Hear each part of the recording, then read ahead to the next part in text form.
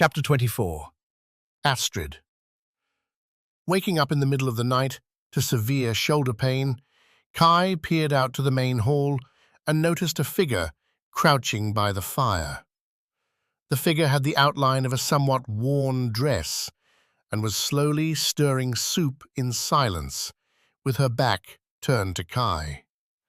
In the ember glow at the foot of the fire that lit up the surrounding straw hut walls, Kai made out one long and thick braid that was positioned falling down the center of the back of her head, hanging flat and extending past her backside and down to her waist.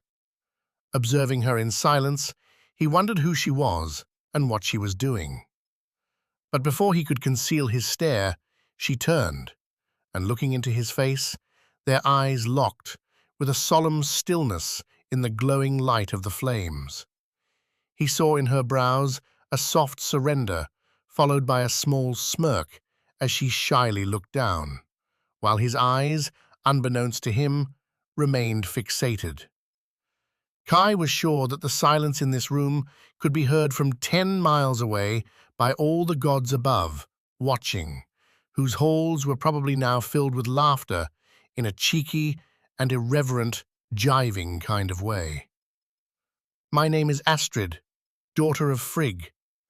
Ragnbjorg has sent for my family's practice to treat your wounds and nurse you back to health," she said softly, looking down.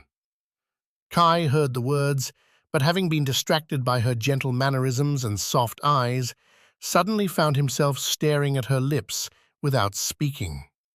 She had blonde hair and blue eyes, and not dark blue eyes like Tora's, but rather crystal bright blue, like the sight of glaciers fixed between a small and delicate iceberg that was her nose. Then, as if suddenly coming back to his senses and realizing he was not only entertaining thoughts of passion for a Traust woman, but a woman who was altogether not Tora, he awoke from his dreamlike slumber. "Well, it's a good thing I'm not a member of Ragnbjorg's household. Leave me," Kai pressed, with a serious tone of firm, yet still questionable indifference. Without looking back up at him, she nodded her head and began making her way towards the hut's wood door exit. But a few steps before reaching the door, Kai said aloud, "My name is Kai, but keep that name between us. Have your mother Frigg, if she dare whisper to Odin, tell him that I, a mere mortal, have drunken from Mimir's well at the root of the Yggdrasil tree, just as he has done. I, like Odin giving up his eye, have given up the full use of my shoulder so that I could obtain greater knowledge. The knowledge I've obtained is not defiance to Odin's will, but a will of my own." She then left the hut, stepping swiftly through the front door that had been creaked open from where she had entered. When the door closed behind her, Kai lay staring up at the hut ceiling. Her name echoed in his mind, but the sting in his shoulder remained louder still. Pain and longing vied for dominance, neither yielding, yet both gnawed at him in silence. Kai rolled back on his right shoulder and winced as his shoulder blade throbbed. Moving his hand up to the torn cloth that Ragnbjorg had wrapped around his arm, he did his best to adjust the bandage. But any adjustment meant he had to reposition the blood-soaked rags that were now hugging his skin and tore open the wound the more he moved them. And what was even more, his mind was now moving quicker than he could manage. Kai shut his eyes, but found no rest.